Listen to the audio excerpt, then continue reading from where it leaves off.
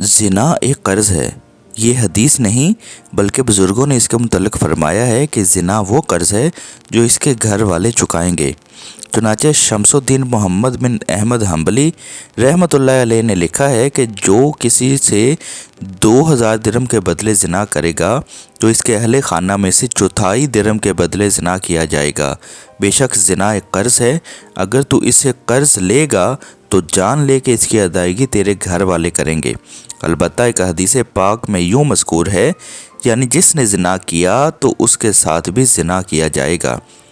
زنا کی طرف لے جانے والے امور مثلاً غیر عورت کو چھونا، اس کی طرف شہوت سے دیکھنا، بوسہ لینا، اس سے گپیں لگانا، دوستیاں لگانا وغیرہ امور بھی ناجائز و گناہ ہیں، اور ان کا بدلہ بعض اوقات دنیا میں دکھا دیا جاتا ہے۔ چنانچہ اس حوالے سے 2 واقعات پیش کرتا ہوں، ان کو پڑھیے اور عبرت حاصل کیجیے۔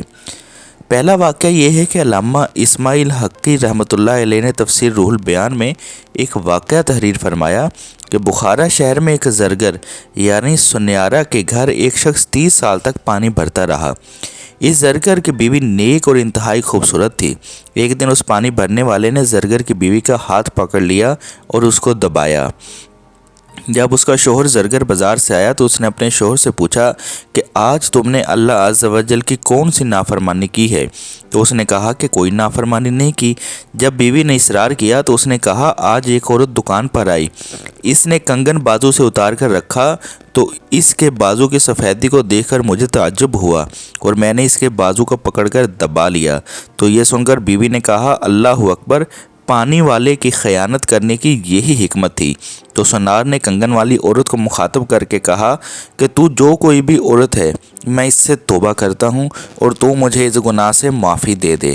جب اگلا دن آیا تو پانی والے نے آ کر توبہ کی اور کہا اے گھر کے مالک مجھے معاف کر دے، بے شک شیطان نے مجھے گمراہ کر دیا۔ زرگر کی بیوی نے کہا چلا جا، یہ غلطی میرے شوہر سے ہوئی جس کا اللہ عز و جل نے اس سے دنیا میں بدلہ دے دیا۔ دوسرا واقعہ ابن حجر حتمی رحمۃ اللہ علیہ نے الزواجر میں ایک واقعہ نقل کیا۔ ایک بادشاہ کو جب یہ بتایا گیا کہ زانی سے زنا کا بدلہ اس کی اولاد سے لیا جاتا ہے تو اس نے اپنی خوبصورت بیٹی پر تجربہ کرنے کے لیے اس کو ایک فقیر عورت کے ساتھ بھیجا اور حکم دیا کہ اپنا چہرہ کھلا رکھنا اور بازاروں کے چکر لگانا، اور جو اس سے کوئی حرکت کرنا چاہے اس کو کرنے دینا، منع نہ کرنا۔ اس کی بیٹی جہاں سے بھی گزرتی لوگ شرم و حیا سے نگاہیں جھکا لیتے۔ اس نے پورا شہر گھوم لیا مگر کسی نے بھی اس کی طرف نظر اٹھا کر نہ دیکھا۔ جب وہ بادشاہ کے محل کے قریب آئی تو ایک شخص نے اسے پکڑ لیا اور اس کا بوسہ لیا اور چلا گیا۔ اس کے بعد اس کی بیٹی محل میں داخل ہوئی تو بادشاہ نے اس سے سارا ماجرا پوچھا تو اس نے سب کچھ بتا دیا۔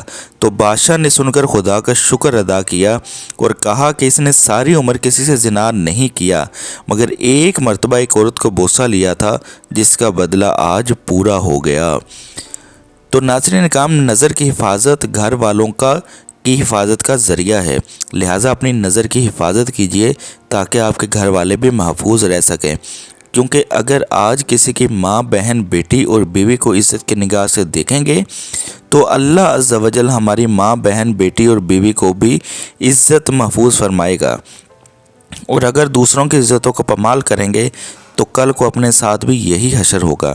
چنانچہ شمس الدین حنبلی رحمۃ اللہ علیہ لکھتے ہیں کہ میں نے ایک عابد نے فرمایا میں نے ایک ایسی عورت کو دیکھا جسے دیکھنا میرے لیے حلال نہیں تھا تو میری بیوی کو بھی دیکھا گیا جس کو میں پسند نہیں کرتا تھا۔ تو ناظرین کرام، یہ زنا کی بدکاریاں ہیں، لہٰذا ہمیں ان سے بچنا چاہیے۔ امید کرتا ہوں کہ آپ کو یہ ویڈیو ضرور پسند آئی ہوگی اور آپ اسے اپنے دوستوں کے ساتھ بھی ضرور شیئر کریں گے۔ اللہ پاک میرا اور آپ سب کا حامی و ناصر ہو۔ اللہ حافظ۔